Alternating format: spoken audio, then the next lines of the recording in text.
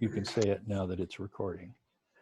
Okay, so I have had plenty of requests for folks who did want the recording afterwards, and we will have that available on the Minnesota Premium Garlic webpage and on the Facebook and a YouTube channel. Gosh, it'll just be everywhere. Okay, so we're at the beginning time, and my name is Jerry Ford. Even though there are several people logged in who say they're Jerry Ford, I'm Gerald Ford now, I believe. I changed my name on it. And I am the director of the Minnesota Premium Garlic Project, and I am a convicted garlic grower. I always feel like I'm kind of at something like an AA meeting or something when I announce that. It's like, hi, Jerry, welcome. Hi, Jerry, welcome. So, little house rules. Let's. You're all doing so well on having yourselves muted, and I appreciate that. So, we'll just let that go. If I need to announce it during the time, I will. And I know you're going to want to ask a question every now and then, and we've already discussed for those who came in early, do that with the chat function, and I will be monitoring that. Try to keep your questions on the particular topic that we're discussing at that moment, and then at the end we'll open it up for more general questions. I think that probably makes sense. If it looks like I've ignored you in the chat, I really only do that on purpose to folks from Wisconsin, but if just type it back in again if it looks like I've skipped past you, and I'll do my best to get to it. Now, if you want to save bandwidth, you can, and for some of us on very rural internet, that can make a difference. You can mute your video channel as well on the stop video button. But I enjoy looking at all of your faces. So now I mentioned in the at one point that Hannah Lagoon, who should be logged in at this point, is going to do a graphic record of this meeting. And if you've never seen what a graphic record is, they can be really, really cool. And we're going to put that up on the website and on the Facebook and YouTube afterwards, as well as kind of a logo for this particular meeting. Okay, so I'm going to get rolling here. So Chris and Paul, we'll start with Chris. Would you introduce yourselves with a short background leading into how you got into garlic? Paul, you can certainly mention some of the myriad other things that you do on the farm. And maybe just a little bit about the farm, the location where you're located in the state, type of soil, and kind of an indication of your operation size. So Chris, go ahead. Okay, I'll see if I can remember all those things. I'm sitting in the South St. Cloud. We have a 34-acre hobby farm about 10 miles south of us in Fairhaven Township. I was just checking out there today, counting via memory. I think this is my 12th year of growing garlic, so I still consider myself a beginner. We farm in sandy loam, which I call rocky sand mostly, and about 18 inches down is a clay layer. So it's been interesting building those beds up over time. I got into garlic. It's Jerry's fault. He used to be the sound guy for our community theater here in St. Cloud when my daughter was in high school. She's in her 30s now. She was a volunteer with Jerry. Jerry's always looking for free labor. My daughter said, "You'll like this crazy guy that I volunteer with." And for several years, I planted garlic at Jerry's place while he drank coffee in his house. And then I decided to do it at my place. I'm a smaller grower. We grow about 5,500 a year, which is quite a bit less than Paul. That's the amount that I can grow and still enjoy it if I have to do it all by myself, which fortunately I have not had to do, because we always have friends and family that are eager to help, although this year is going to be more interesting. Did I cover what you wanted me to cover? Yes, sir. Okay. Paul? Yes, sir. Paul Schmidt, My farm is Schmidt Farm. I'm down in Preston, Minnesota. It's the southeast corner, about 10 miles north of the Iowa border, about 45 minutes south of Rochester, if that gives you an indication. It's bad silt loam soil down here. Pretty good soil on top, not a lot of topsoil. About 8 inches down, it's solid clay. So good stuff in a drought. But, yeah, not a lot of organic matter, not a lot of available calcium, those types of things. So, but I'm kind of a one in a million here. I'm a full-time farmer, and my wife, we've kind of been blessed with the ability for my wife to stay home and farm with me. She started maybe 4 years ago. So we are strictly farming. We run about 800 acres certified organic corn and alfalfa. There's an acre of garlic. We've got 14 varieties. We've grown upwards of 32 varieties, back down to 14 varieties that we like, a little more simple. When you get help like Chris to come over, because he's a volunteer, and he comes to Jerry's, it's people like that that mix up your varieties. So, you know, we had to cut back on the varieties and then request a little more volunteer. But anyway, we've got some good varieties we like on our farm right now, and we grow. This year, I think I planted 23,000. 26 is kind of our sweet spot. I can get that in the one room I've got set up for drying. Fits in there really good. But yeah, we've got a guest house rental, flock of Icelandic sheep we keep as well. You know, a few peacocks, goats, horses, donkeys, sheep. The list is endless. Logs. So, yeah, and you didn't mention the hogs, Paul. Oh, we've got 12,000 head of hogs here too. We custom raise. By the way, we custom raise hogs for Christensen Farms. So basically, I have a fertilizer factory for the organic acreage out here. We've got all the available manure we need for whatever. So since that still complies with the regulations they've got set up for organic, and that's allowed us to have one full-time person too. So that helps a lot when it comes time to weed the garlic. So, but yeah, we've got a lot of hogs out here too. Yeah. So talk about your primary markets. Chris, where do you sell garlic? Very approximately, about a third of it gets sold at the Garlic Festival in Hutchinson in August. About a third of it is local pickup, people via word of mouth or through our website that are in the area, and another third is online mail, although that is still fairly local. There's probably only a handful of packages that I ship out of state. It's mostly people in the Twin Cities or who are up in Duluth or whatever and find our website and buy it. So about a third the Garlic Festival, about a third online, and about a third via local pickup. We don't do any farmers markets or any third party or wholesale. It's all retail to customers. Paul?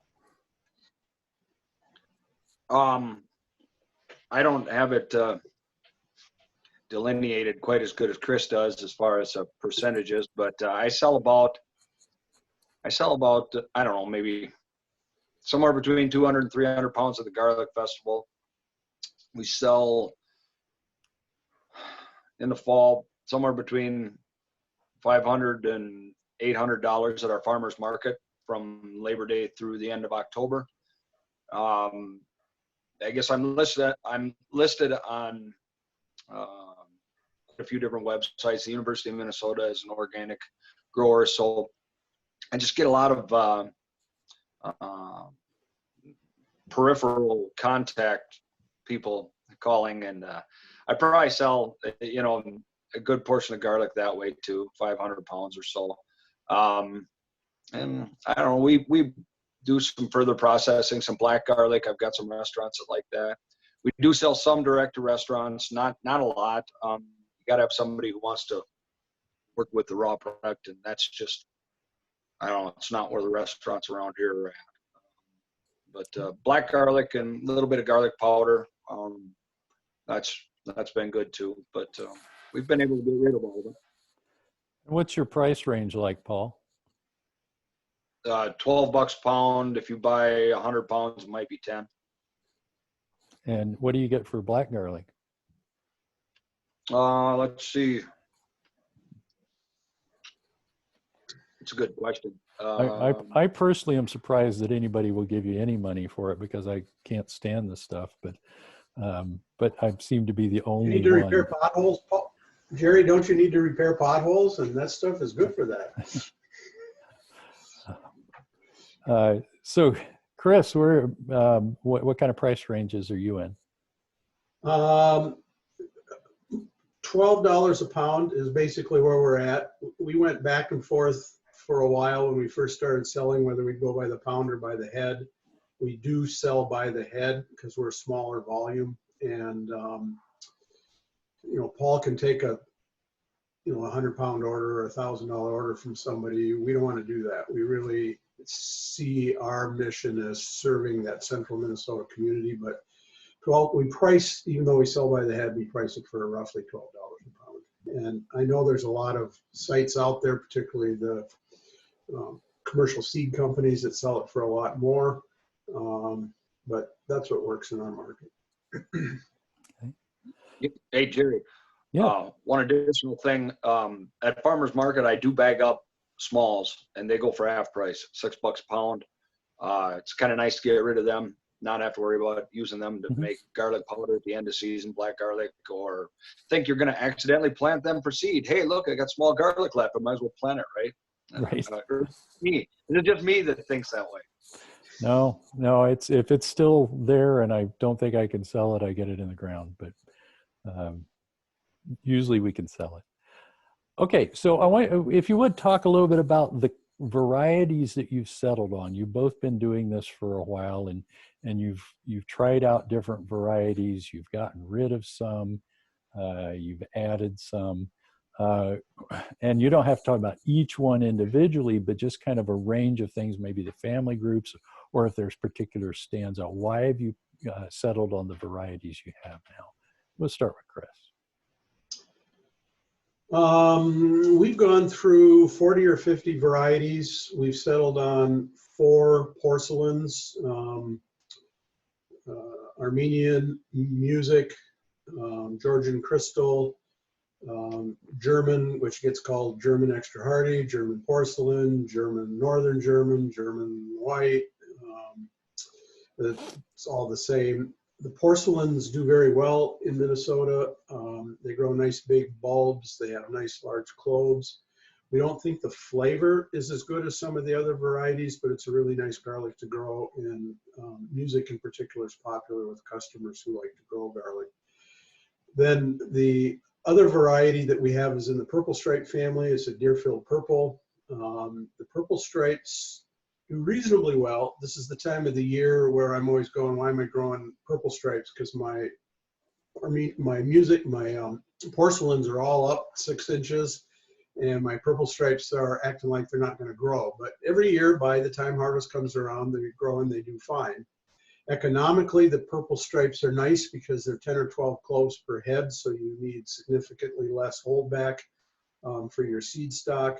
And both my wife and I like the flavor of cooked purple stripe garlics better than the flavor of the porcelains. Not that the porcelains are bad, we just have a preference. So there always seems to be a trade-off between size, flavor, hardiness. I don't know a single garlic that grows very large, tastes really good, and is really hardy. You get a little bit of trade-off. So that's what we have. And we've tried a variety of soft necks. We just are not able to grow those in our soil and our climate. I know other growers can. We've tried rocamboles. We've tried some of the other families, and they're either too hard to clean or they didn't grow well. So we just quit, and we've stuck with these 6. We do have a few Chestnut Red. We keep thinking they're going to do well. They did well one year, and we hang on to them, but we don't have enough to sell. So those are our varieties. Well, to transition over to Paul, I'll say I bought a new variety for the first time in many years this past season, and I bought it from Paul. I got his Siberian marbled purple stripe, and it's looks just like all those porcelains right now. So that's a positive sign. So talk about your varieties, Paul. Yeah, pretty similar to Chris. I guess let's see. There's seven porcelains. I wrote them down here because I'm just forgetful in my old age. Georgian Fire Music, Georgian Crystal, Zemo Armenian, and Krasnodar White, and German Extra Hardy. So purple stripes, I only have one that's a purple stripe. That's Belarus, and then 4 marbled purple stripes. Siberian, Russian Giant, Estonian, and Krasnodar Red. So, yeah, if it was based on a flavor profile, I'd probably grow porcelains and Estonian, and that'd be it. So I don't know. I like the flavor a lot better than that. Best sellers at market and stuff are probably Russian Giant. They're big, fat cloves. You know, it's all about appearance at the farmer's market. Unless somebody knows what they want, what they're looking for as far as a flavor profile, those types of things. But yeah, the porcelains were outdoing any purple stripes on this farm probably until about 2012, 14, around in there. And then the purple stripes started getting bigger. When I say purple stripes, I'm throwing in marble purple stripes, whatever, you know. I actually had quite a few. I had, you know, Chestnut Red. I had, I can't even remember all the names, but, you know, same thing. We've tried like 32 varieties here, settled on these. Each one has its pluses and its minuses. Belarus is the first one out of the ground, first one to scape. I can get scapes to farmer's market before anybody else. A lot of the porcelains, if you accidentally dumped them all together, you'd never be able to tell them. But, so, and I think the genotype kind of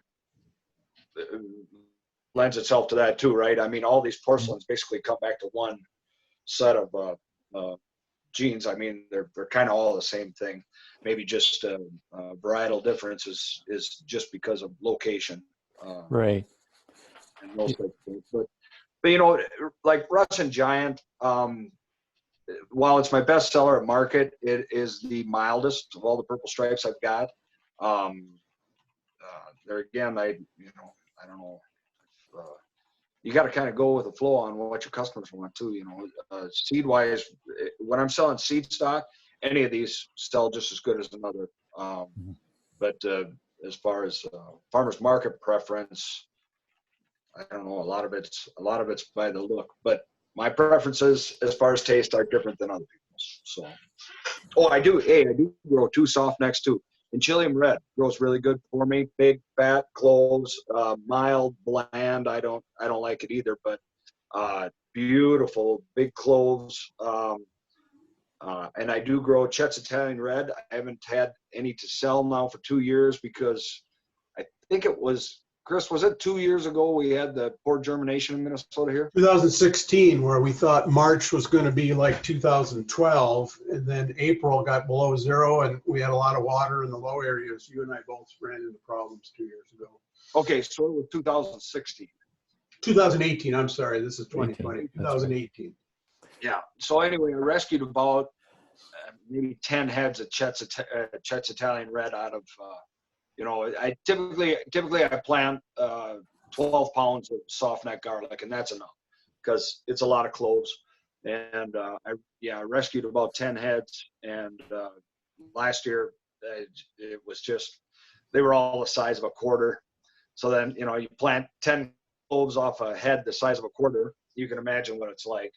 So I was just out there today, and I see it looks like maybe I got half of them coming up again. So that's a good tasting soft neck garlic that once it gets rolling again and I get some decent stock, it does pretty good here. But the Anchilium Red, I haven't had any issues with that. I do have to pitch the mulch off it sometimes up here, but Right. other than that, no problem. Yeah, and we're going to get to mulch in just a minute, so that was a nice segue. So Jerry, can I ask Paul a question? What's your thinking on, in 2018, you and I both speculated that cold weather really knocked out the garlic in the low areas, and they just froze out. But what's your thinking on, you rescued those 10 bulbs, and then why do you think they were so small? Because in theory, the genetics is still good, and it was a climate, not bad genetics, that caused the problem. I think they were so small because the emergence was compromised that year as well. So then the few that I was able to get coming up, if they're not, I don't know, this is always my take. If you can't get them up right away and start them, start the photosynthesis process, I think you set that plant back. Now, we understand genetics wise, we should have the same, it's should be the same. Should be the same plant. But now last year, all the chets that I grew was small again, the stuff that did live, but I only had about 50% germ last year on it. And it looks like, I don't know, just what I'm seeing, the soft necks are still just emerging down here. But what I'm seeing, it looks like maybe another 50% this year. So I don't know. I think there probably is some issues that have caused some stresses in this, in this seed stock. I don't know if stresses can carry over. If you're looking at a small clove, you don't have a lot of food for a plant to get it out of the ground. So if you starve it because there's no food in the clove before you get up and start to photosynthesize, it's tough. I don't know. Yeah, that's a good point, because I did 8-9 years ago experiment with planting small cloves from large heads of garlic. A lot of you that grow porcelains know sometimes you'll get a sliver, you'll have 4 big cloves, and then you'll have a 5th little one. And I did find that the small cloves didn't produce very well, even if they came from what in theory should have been good genetics. There's a text or a chat question, Jerry. Yeah, my germination rates typically run 90 to 95%. Last year, for the first time ever, they were actually 100%. They were actually a little over 100% because we had some doubles and triples. And 2 years ago, it was 75, 76%. I don't have the numbers right in front of me, which is by far the worst ever, because we had never been below 90% until 2 years ago. What is a good germination percentage for you, Paul? Well, I went out and went through everything except Krasnodar Red here this afternoon. I'd say this year we're back up to 99.9. I didn't have that much emergence. I had that much germination. Now I've been out there pitching a lot of mulch off, because some of them doubled over, like this. Once they double over, they keep trying to push this stem up because they're growing from underneath, and then you can wind up with that doubling back into the plant stuff. And well, I'd say 75% emergence through the mulch. And once I got in there with a fork, I'd say I'm at 99.9 this year. Yeah, the thing that I use wheat straw, and the thing that gets me this time of year if I don't get out there is that wheat straw will grab them when they're just coming like that, and it'll actually look like something's munched them, because it'll rip the top of the leaves off, but you can see the leaf that's been ripped just from how it's growing if that straw is set up wrong. So we're going through loosening things this time of year too, very carefully. So when you get go ahead, Jerry. When you get a moment on chat, would you, Paul, would you put down your list of varieties? Yeah, there's been a request for that, and I'll put mine in there too, but mine's a pretty darn short list. So All right. Well, let's now. I wanted to clear up one little, just for some folks. We tend to use the terms germination and emergence pretty interchangeably. Yes, we could have some of those that technically germinate underground and don't emerge if they get stuck or something. But generally, it's interchangeable terms. So, speaking of emergence, about when did you see your first ones coming up, and do you consider this year normal? And what other things are you looking for around the time of emergence? Go ahead, Chris.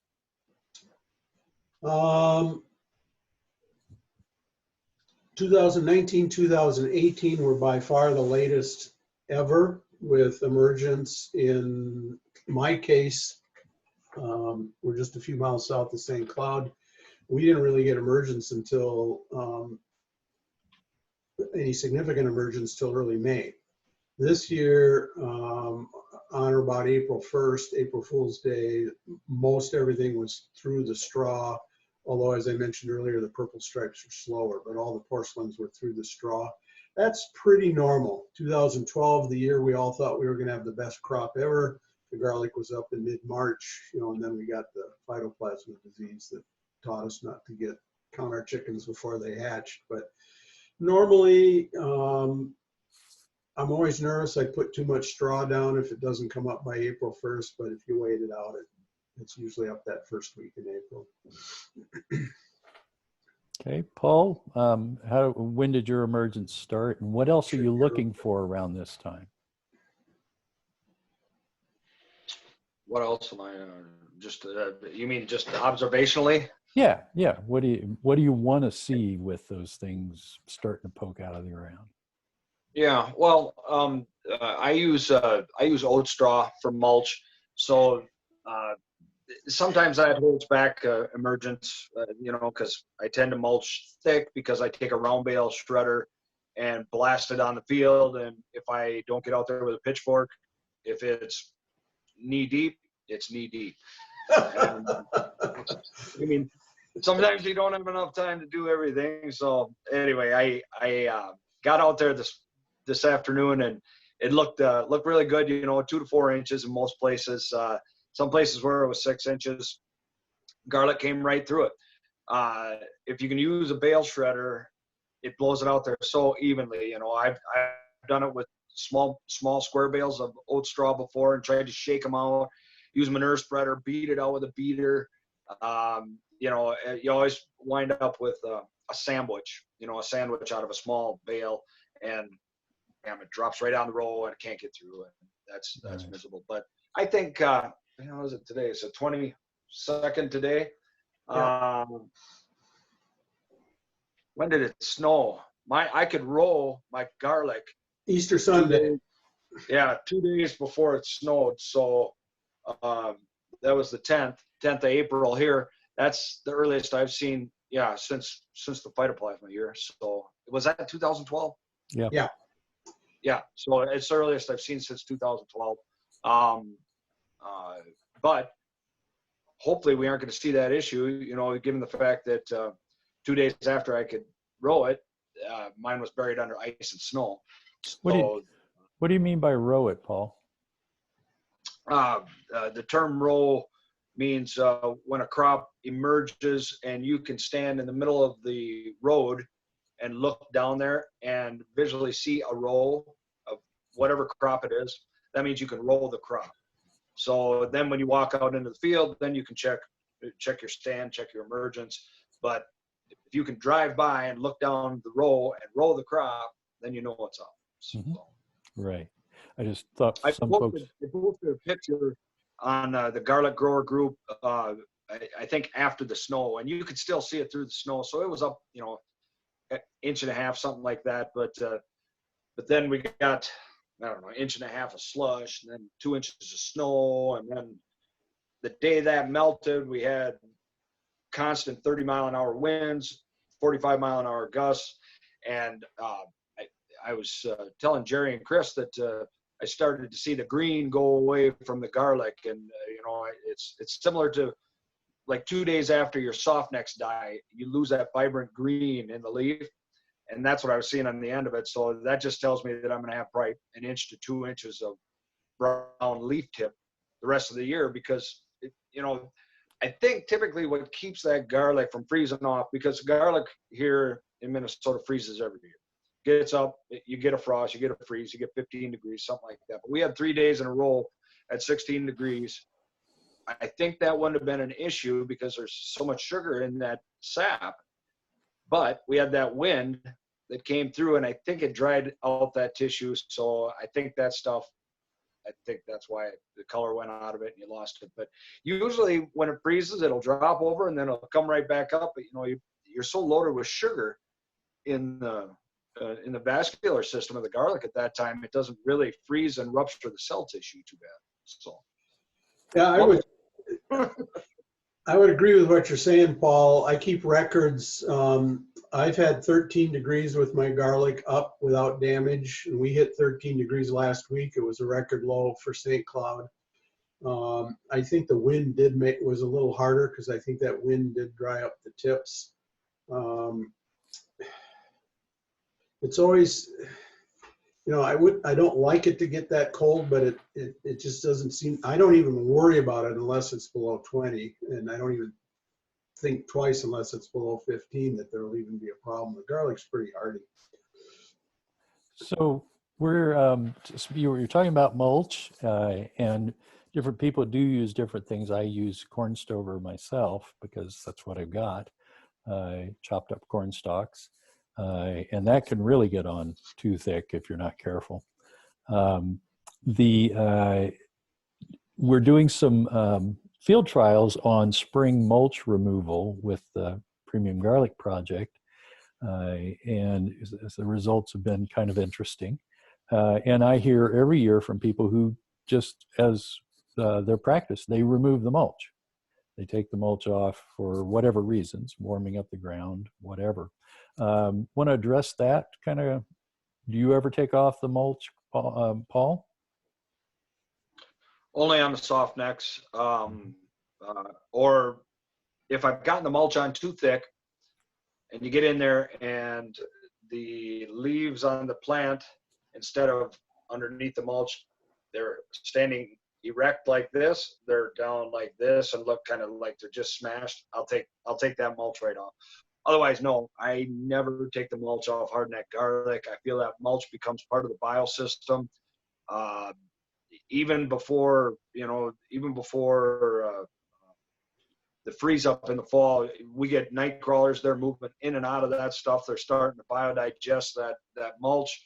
It binds it to the ground. I feel it's feed for the microbial population. It's feed for the macro, the night crawlers, the earthworms.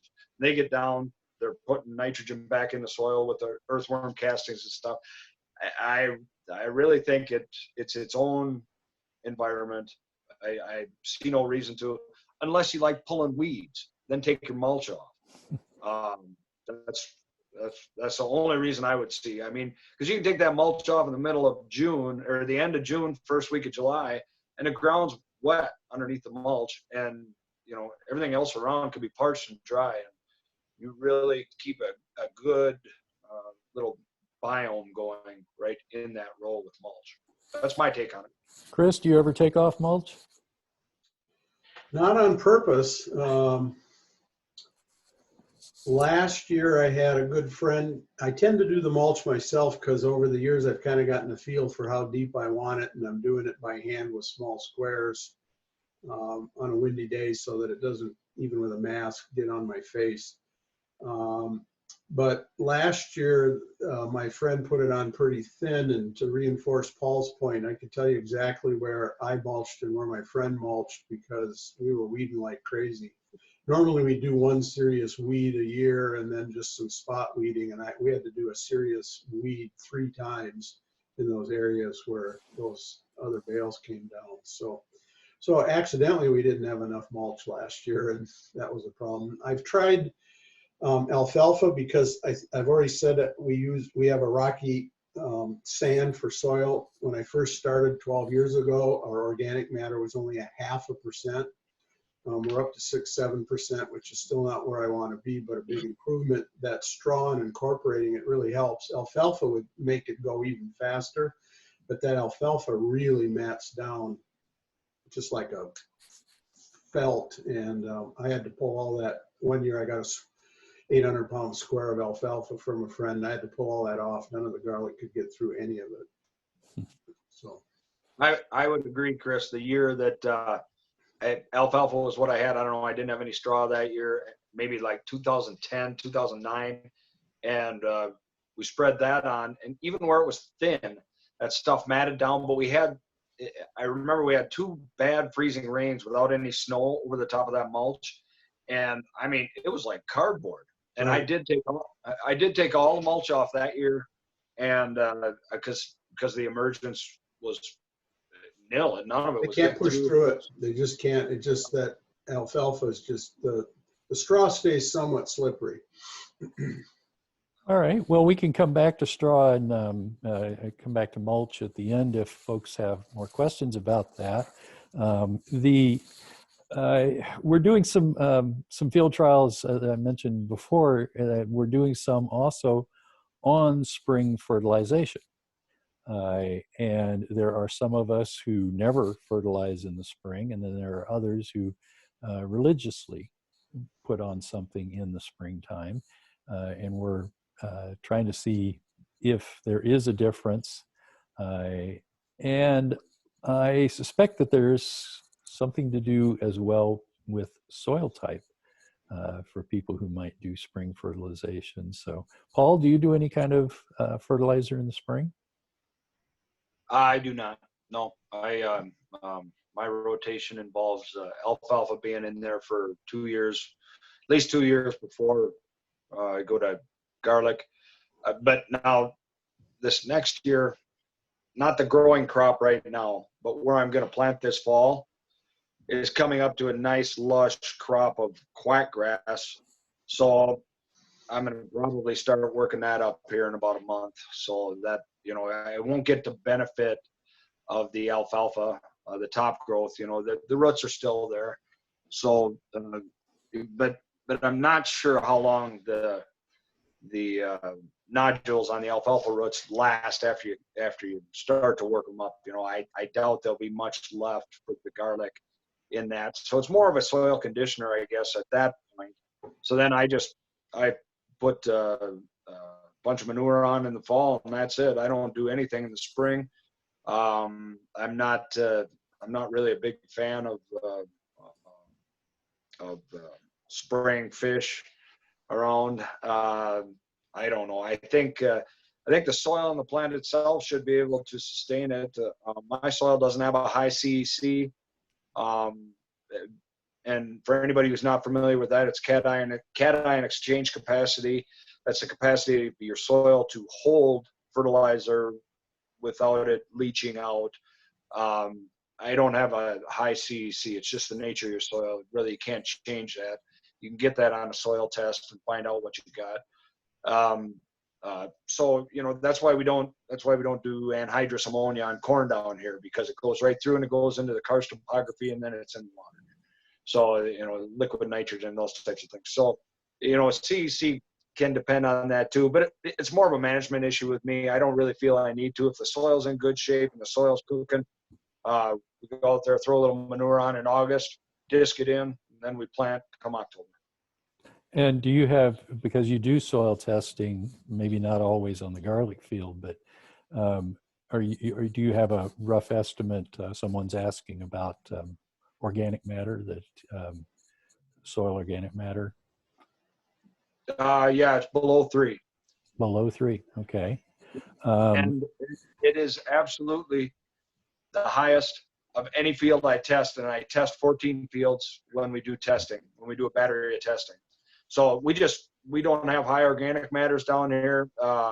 You got to get somewhere off the peaks, and we farm kind of on the top. If you get down some river valley areas here in the driftless area, then But the Fayette silt loam is thin topsoil. It's low organic matter, low soluble calcium. You know, my garlic field has had the best treatment any soil can get for the last 10 years. And I'm, you know, maybe I touched 3% some years, but that's about it. That's about all we get here. Well, I'm going to quote Carl Rosen, Dr. Rosen, soil scientist from the university. I don't see him on the list here, but he stood in my field down here, and of course he's both conventional and knows about organic. And we were talking about nitrogen, phosphorus, potassium, sulfur, all these things, and total organic matter. And he said, look, if you get your organic matter up, and you can get organic matter to over 3, get up into 4 or 5, everything else takes care of itself. Now, my soil is heavy loam, so that's a little different than Chris's soil. So do you do any spring fertilization, Chris? I just have to say that when I was still in the working for free at Jerry's farm, I've got a 40-inch hydraulic tiller behind my garden tractor. And before Jerry had a tiller, I would go over and till his soil. And then I would come back to my place. And when I cleaned that tiller on my farm, I felt like I was putting his soil on beach sand. The color contrast was so extreme. And so I live and die by nitrogen with that sandy loam. I do a soil test in August in the field that I'm going to do my garlic in. I do a 4-year rotation. This year is the lowest on my organic matter of the 3 fields prior to this were all higher. This was the lowest one at 3%. My CEC, my cation exchange capacity was 10%. And my pH had crept up to 7 also. So those are the 3, or the 7 was the one number I tried to moderate a little bit with sulfur. And I do manure and turkey feather nitrogen in the fall, the 1200 or 1000 organic turkey feather, because that stuff takes a little while to get digested by the microbes. And so my theory is that it sits there, and then as it warms up in the spring, that nitrogen becomes available. I do some 12-4-10 turkey manure in the spring also, just over the straw, and the theory that as the rain washes that down there, some of that decomposition that Paul talked about earlier in the short run can tie up nitrogen, and I'm just trying to get nitrogen in there. And then I don't know if it works or not, but just knock on wood, I do spray fish 2 or 3 times in the spring. I use it at a much higher rate than recommended. And what I'm trying to do is get the equivalent of 30 or 40 pounds of nitrogen per acre on that bed. My target is to try and have 100 pounds of nitrogen per acre. I don't have an acre of garlic, but that's the number. And so yeah, I'm always adding nitrogen. You know, you quoted Carl Rosen. Carl Rosen's comment to me is, hey, this is a high value crop. Nitrogen's cheap, even organic nitrogen, why not? If I didn't have the straw, I would definitely be incorporating a granular organic nitrogen, but I have the straw, so I have to do the foliar feed. Well, and we're with the garlic project, where the item we're using for spring fertilization is Chilean nitrate, and it's a 1503, I think, which is pretty stout on the nitrogen end of things. And just quickly, I'd point out that Paul's farm and my farm are both certified organic. Chris uses organic practices for the most part, but is not necessarily certified. So there's a little bit of a difference in advice that you might get there. And that's cool. Definitely things to be learned from both sides of the picture there. For a while, I was using a liquid nitrogen that was coming as a byproduct of cotton processing in Texas. And from a values point of view, I was comfortable with that, because if they didn't sell it, they dumped it in the Gulf. I always feel badly for the shrimp farmers down there when they do that stuff. It wasn't certified organic, but I've switched to a fish product that's 500 that I like better. I've used that for 5-6 years now. So Paul, you're using some manure in the fall, or obviously quite a bit of manure. Chris, I know you've used CPM, composted poultry manure, in the past in the fall. I also have access to cow manure and I use some CPM. And then you mentioned feather meal.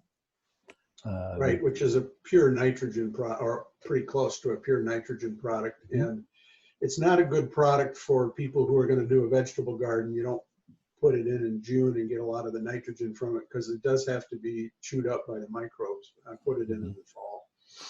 And I believe, is that Kristen I see down there? Wave? Yeah. Yeah, she's down there. Kristen, if you want to pipe in, I believe you used feather meal as well. If you want to put in the chat where you, maybe if you got that. And that's one thing I do like about feather meal and about CPM, composted poultry manure, both of which are approved for organic, Right. is that slow release. Because what the heck, I mean, we're working up the field. How many other crops stay in the ground for 9 months? So, you know, it's got some time to break down in there. And Chris, you have a question about irrigation. Let's just ask about irrigation. Chris, there is a question there asking if you have to irrigate. If not, do you, having to do with your sandy soil? Hey, Chris. Last year was the first year that I did not have to take out a hose or irrigation equipment ever. I find the garlic does not need a lot. Paul commented earlier that if you get a good layer of straw down, I'm always surprised at how moist it'll stay underneath that straw, even in a 95-degree day.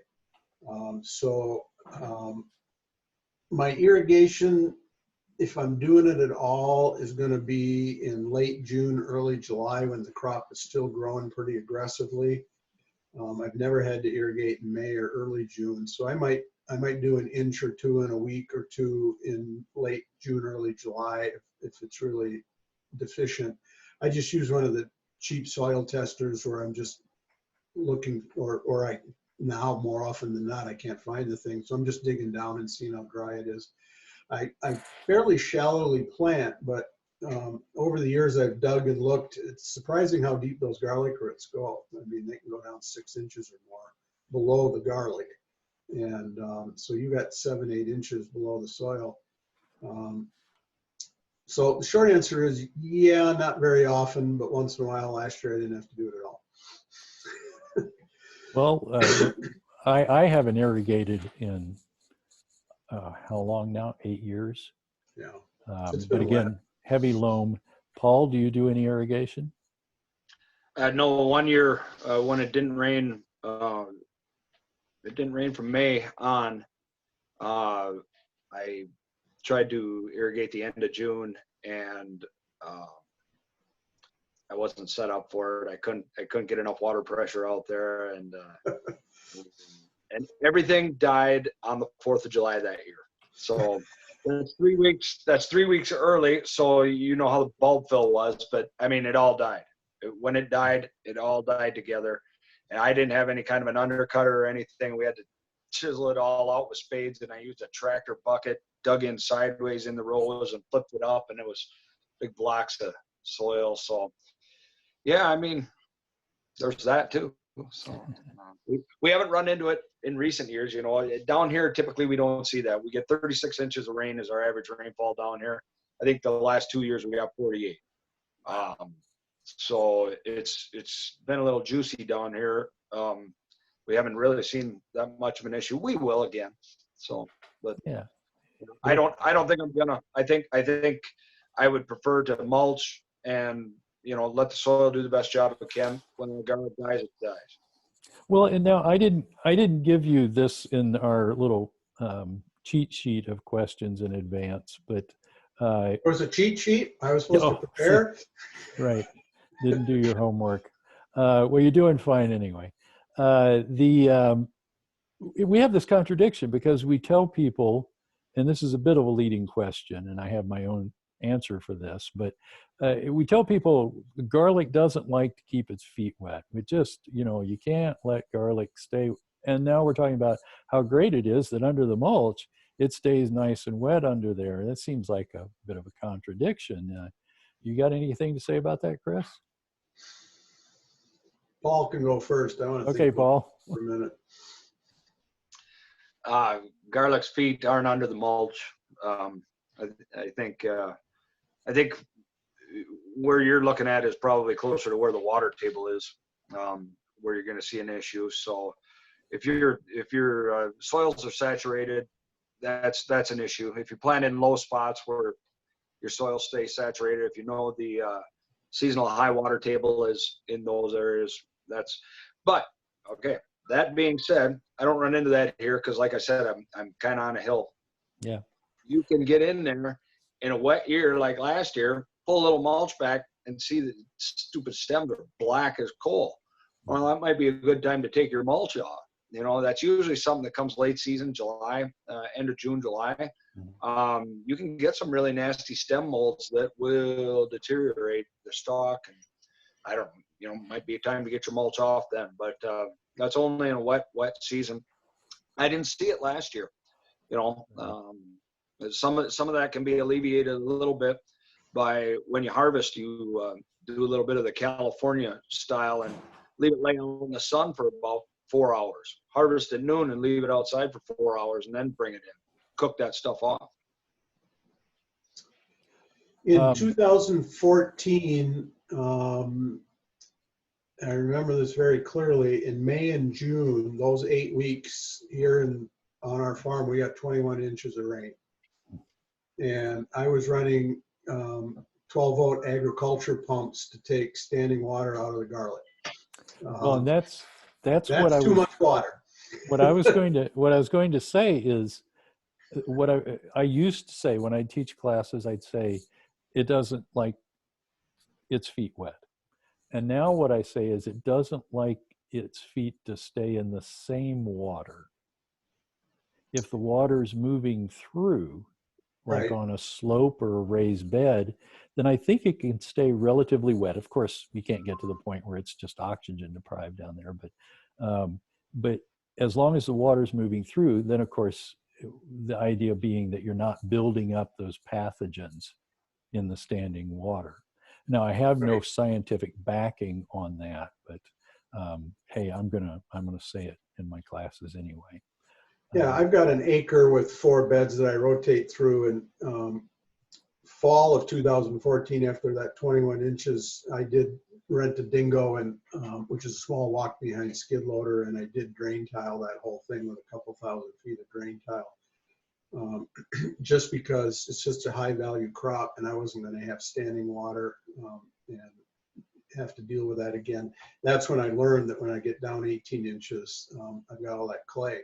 And when you get 21 inches of rain in 8 weeks, it had nowhere to go. It just, so yeah, standing water, anaerobic, well, unless you're dealing with something that lives in the water, like an iris, anaerobic is going to kill it.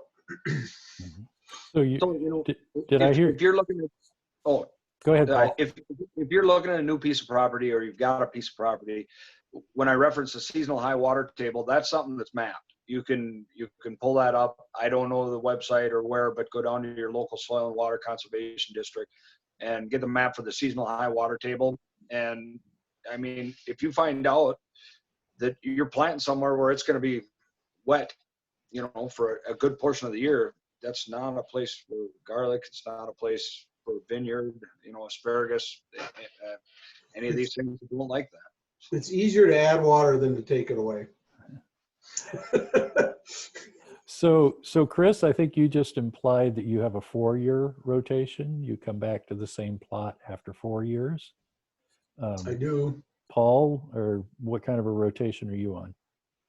I've been doing 3 now, given the fact that I backed off a little on population and stuff. I've got enough room to do 4 right now. So otherwise I've been doing 3 years and then just straight alfalfa in the off years, and I don't harvest it at all. I just mow it, leave it. Wow, that's great. I have much longer rotation, but I've got land to do that with. So I've just now this year gone back to the same place after 18 years of growing garlic. So 18-year That doesn't rotation. count as a rotation. That counts as starting over. Yeah, that's generational almost. Right. And so, Chris, why is that important? Why is that rotation important? The obvious answer, and the one that you always read, is it prevents disease buildup, particularly, shoot, now all of a sudden it flew out of my head. Fusarium. Fusarium, thank you. Fusarium, which is in all soils in pretty much most soils in the world, certainly in all farm soils in North America, does build up over time. And so you prevent that. I also think in my case, because I'm trying to build organic matter, doing that longer 4-year rotation helps with my soil amendments, because I get 3 years of cover crops and I get that straw incorporated. And it's nice not to work the soil so hard. People that grow vegetables will tell you, and people at the U, that there's nothing worse for soil than intensive vegetable farming. It's just really demanding. And so we have 34 acres, most of it's in CRP or woods, but that 1 acre, we just try and take care of it. Do you concur with that, Paul, about the rotation? Yeah, I mean, when I started, my first year I planted 20 pounds of garlic, 350 cloves, I think is what it was. They all grew, and I thought, great, I'll just replant. So I replanted half of them in that spot, and I replanted the rest of them in another spot. And they literally were half the height and half the diameter. So there's an allelopathic effect that you get. Same with corn on corn, soybeans on soybeans. That's why you don't do that. Some of those things can be disease. Some of them can be fungal. Some of them aren't really quantifiable. Some of them are, how much nitrogen you take out of the soil, and you can't really cover it back up with commercial fertilizer, those kinds of things. But it's called the allelopathic effect, and I mean, it means don't plant garlic in the same spot too soon. So the longer your rotation, the better. 18 years is a little extravagant, but Jerry leads kind of an extravagant lifestyle, we know. So well, I'm going to give it another 18 and then reevaluate, I think. So there was a question about the Chilean nitrate. Yeah, I didn't say we do mix that up with water. We're not just putting the pelletized nitrate or the powder on top of the mulch. We're mixing it in water and pouring it straight in. Then minimum number of years in rotation, I think we could all agree 3 is an absolute minimum. 4 is even. I think a sandy soil, I mean, if you were really land starved, you might be able to do 2 years. I do know commercial growers that do it every other year. I think the heavier your soil, the more likely your fusarium builds up. Fusarium likes it cooler and wetter. And then on the timing of the Chilean nitrate, since I'm the only one of the people whose mics are on using it, first week in May. You want to get it when it's really starting that growth spurt. And when do you put on your fish emulsion, Chris? Because I put it on fairly heavy, I like them to be 6, 7, 8 inches tall before I do it. Okay. And 22nd, I might, first week in May, this year I'll probably start May 1, May 2, based on what the long range weather forecast is. The other thing is, as soon as you get a rainfall, a lot of that will wash off, and I like to think that some of it gets into the soil because it's so sandy, it tends not to run off. And you saw that question, Jerry, on the chat about ready and processing, which I think we'll get to in a little while, right? Yeah, there's several good questions coming up at this point. Okay. Because we're going to do a series of these, I was saving some questions that have more to do with harvest until we That's get what I wanted closer. to tell people, right? Right, as we get closer to harvest time. But maybe we'll revisit that one See, that's how I get you to come back to these things, is don't answer all the questions. But the, let's see, we got the timing, we got the minimum number of years. Oh, in effect, Paul, you're basically doing a cover crop if you're putting alfalfa in there. We've got a question about cover crops. You're putting in a legume cover crop for all intents and purposes. Yeah, because I'm not harvesting it. So what I wanted to get away from was deep tillage. I've got the equipment because I'm a farmer. That's the deal. You know, I've got a chisel plow. I can go out there and rip it 8 inches deep. I was just trying to get away from that. You know, you splash a lot of carbon out of the soil. I don't want to touch the clay with the chisel plow and accidentally put that up in there. You know, it's more philosophical for me. But if I plant a thick stand, 15 pounds the acre of alfalfa, that does all my deep tillage. It provides moisture infiltration. It adds the organic matter back in the soil. It's a legume, so you're putting nitrogen. Does the whole works. That fits the bill for me. So 2 years of that, that's like doing a cover crop. That's like doing another crop and not harvesting it. It's like soil conditioning. It's everything. But you got to have that space. So I've got 3 acres for the garlic. 2 acres are off. 1 acre is planted. So the other 2 acres are out. When I say off, I mean they're in alfalfa. So yeah, in effect, it is a cover crop. Now I have done successive cover crops too, and that was another year where quackgrass got out of hand. So I went in there end of April, took that down, put a crop of oats in, let that get up just about to the boot stage. So it was quite a bit of organic material. Disc that down.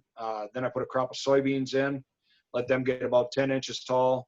So you're not looking at nitrogen there. You're just doing soil conditioning here. Took that down. I did a crop of buckwheat then, took that down. And then we went in, put manure in August. By then, you know, you're into August. And then we put manure on and went. And soil was in good shape. We stifled the quackgrass growth.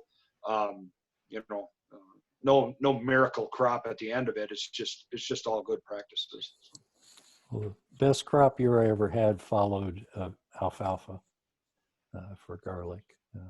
Chris, do you do any cover crops? I have probably tried more cover crops than I've tried varieties of garlic.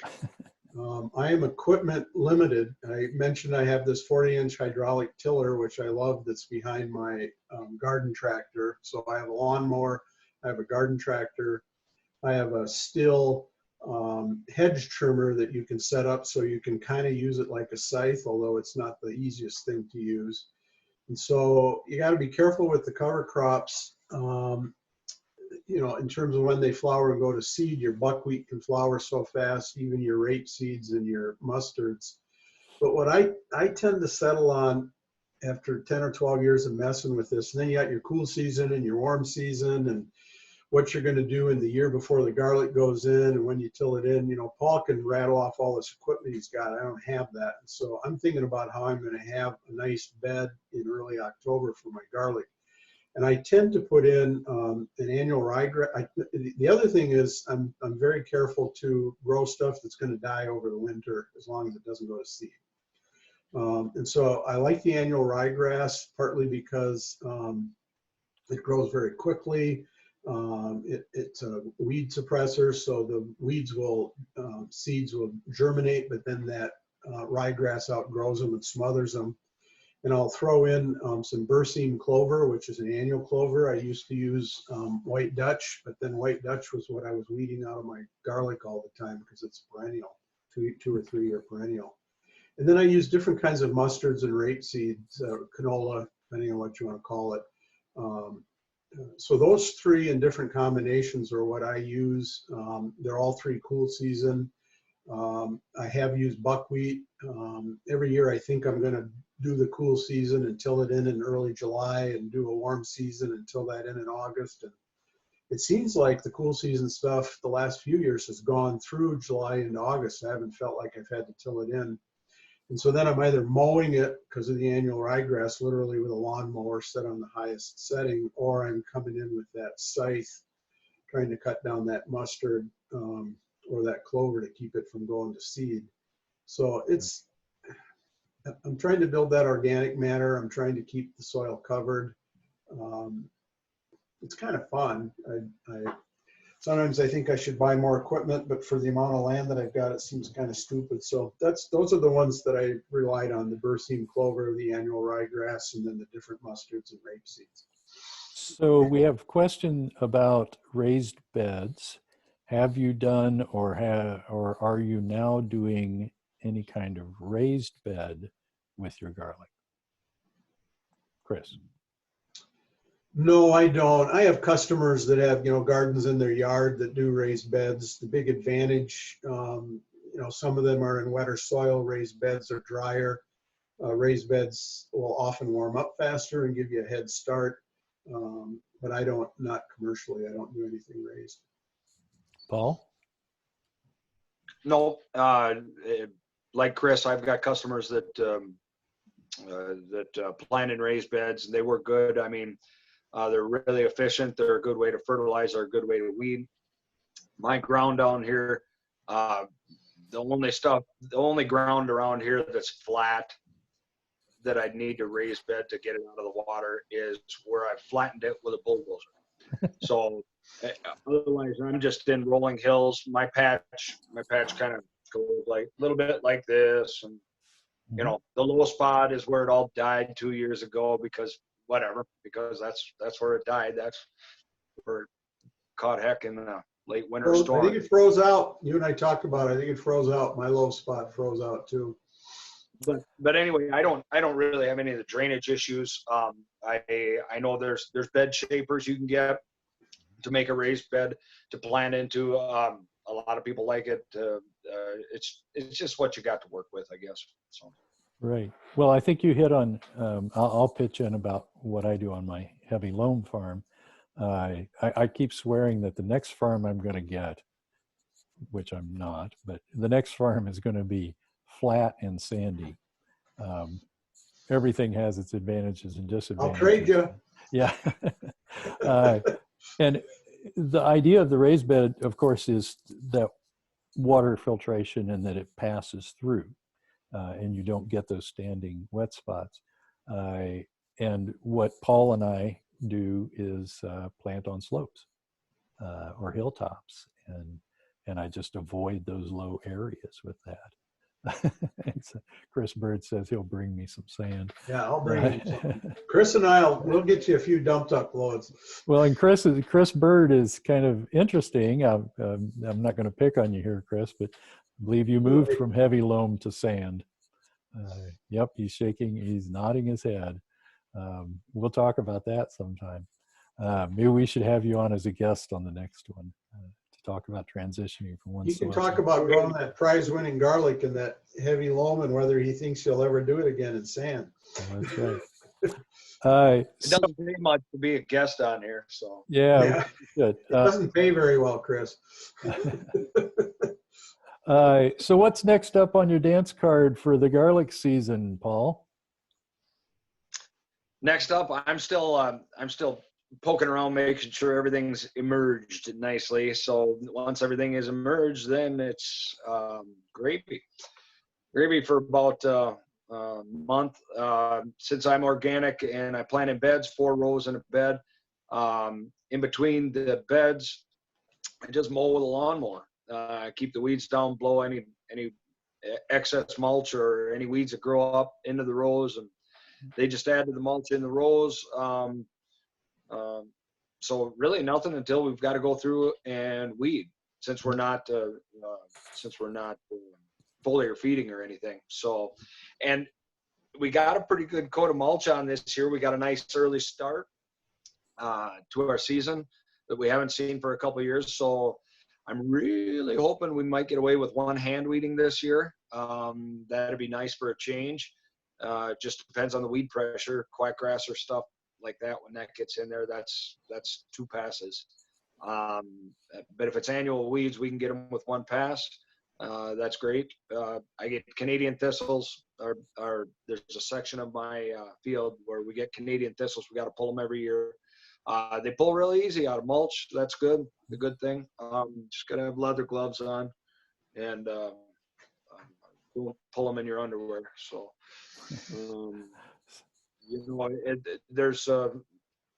there's not much to do right now. I mean, once we make sure everything is emerged, there's not a lot to do. So. Right. So, Chris, do you have something else coming up? And by the way, Paul mentioned thistles. What's your most prominent or problematic weed? Oh, that's an easy one. 80% of my weeds are the wheat straw germination. I think it was 2016 when we didn't have the ground freeze until Thanksgiving. And I was getting calls from a lot of customers that garlic was coming out of the ground. I had one customer that had foot garlic growing and literally 12 inches in November. And it was wet and warm. And I'm not exaggerating. If you looked at my garlic field at an angle, it looked just like a front yard lawn of somebody's house. All that wheat had germinated.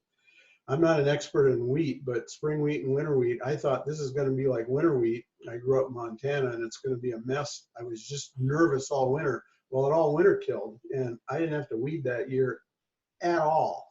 Because it's mostly wheat straw. That's what we're going through. Literally 80% of what we got is wheat. And I have talked with different farmers. I get my wheat from 2 85-year-old Norwegian bachelor farmers who live on the farm, in the farmhouse they were born in. And I keep thinking they must not be doing it right, but everybody I talk to says there's always going to be, Paul probably knows exactly what this is. There's always going to be wheat seed in the wheat straw. And that's my weed. So we'll start doing that. In fact, some of it's up now. I'm pulling it as we're walking through. And then my wife, Joanne, thinks of these garlics as her babies, and we probably won't be able to keep watching those purple stripes take their time, and we'll probably go out this weekend or next Monday or Tuesday and fluff those up a little bit to give them some help. And then I start that foliar feeding. Right. Okay. Well, we are well over an hour at this point, and Jason says that's why I have up on using wheat rye. You've given up on using wheat rye, Jason, I think you're saying? Given up on using wheat rye, organic dairy compost. Oh gosh. So you can see that in the chat there. Go ahead. I just kind of lived and learned with it. I'll jump in with that. It's just, I mean, we tried making our own straw for years. I couldn't make it clean enough. Right. Good friend down the road, with big brand new equipment, he couldn't make it clean enough, and we just got hosed that one year with the stuff from down the road. It wasn't even my bad straw that I can make here, and so this dairy compost really keeps the weeds away until about that last week of June. So it's a little pricey, but I'm able to, I think it's good for the soil health too, for down the road after the garlic's gone. Sure. I got some, obviously there's a lot of different kinds of wheat, and I got some, it's a long story, but I got some wheat straw from a grower in the Red River Valley. Don't need to explain why or how, but that stuff was slippery, like sateen or slippery sheets. And the problem, that was really nice. There was no weed, there was no seed in it at all, except it was so slippery, the first big wind we had, it all blew off. So there's always a downside to everything. I thought, man, I'm gonna go up to Red River Valley with my trailer and get a boatload of this stuff. And it all blew back there the first big wind we had. Hey, I'm going to pick on a couple of people here that I know that are in the group.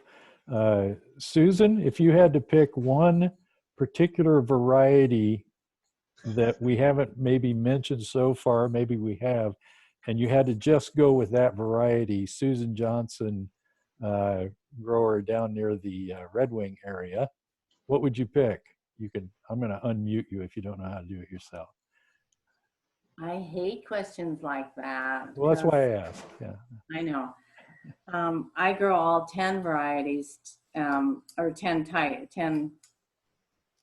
Families. 10 classes with all different varieties underneath them.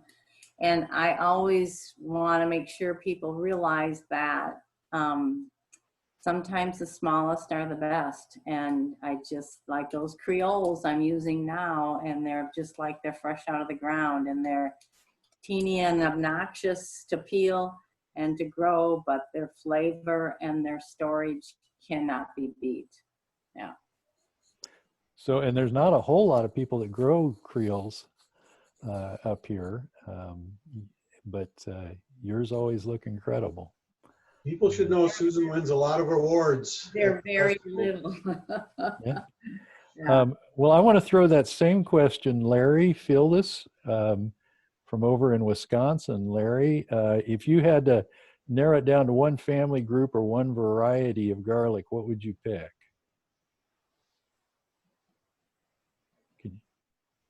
Oh, That's a stumper, I'm sorry. Austin's Red Russian is my #1 favorite. oh, I think it's a I don't even know that one. What family is it in? You're muted, Larry.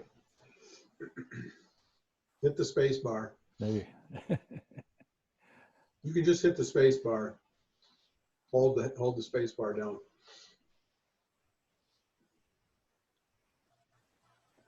Well, we'll Question, come Red. back. Space bar did not unmute it. Oh, sorry. Like Yeah. it was supposed to. I've been on this before and it's supposed to, but it's a marble. Likely purple a Rocky. stripe. It's a marbled purple stripe, you say? Yeah. Yeah. Yeah. Which are supposedly, you all probably know this, but they're the closest to the original genetic garlic that came out of the Tanshan region in western China. So it's a great heirloom garlic to grow in that family. Okay, well, are there any? Nope, I don't see any other questions. I would love if one of you is doing some creative things with scapes. We do have Melissa Driscoll will be joining us on the next one of these, and I'll get that date out soon. And I'd like to have a second person who's marketing, making value-added products, anything like that on scapes. Would you drop me an email at some point, and we may make you a star of a garlic production here as well. So Just Go ahead. just to emphasize what you already mentioned is that because we didn't get to and didn't plan to get to the harvesting and cleaning and that stuff, that'll be the third session. Third or fourth. Yeah. I'm thinking of doing a marketing one in between there as well. With our other partners from the university. Paul, any last parting shot? Have you found someone positive with COVID-19 to do garlic trials on yet? No, not yet. Whole different discussion. We could have a whole session on medicinal properties of garlic. All right. No, well, that was just kind of a shot, but no, I agree with Susan on the Creole. Carl Rosen had me start Creoles in the basement one year under a light in February, and then we stuck them out in the field and transplanted. And I grew those for probably 6 to 8 years just because I loved them. Beautiful red, best storage garlic, but yeah, just little bursts. They never got big. And I know Red Russian, there's a marble purple stripe, there's rocambole, there is actually red German that's a porcelain. You know, this naming nomenclature business is goofy. So anyway. Yeah. You can just make up your own names, and like some of us have done, and nobody seems to notice. Okay, well, I would love to hear from all of you during the season.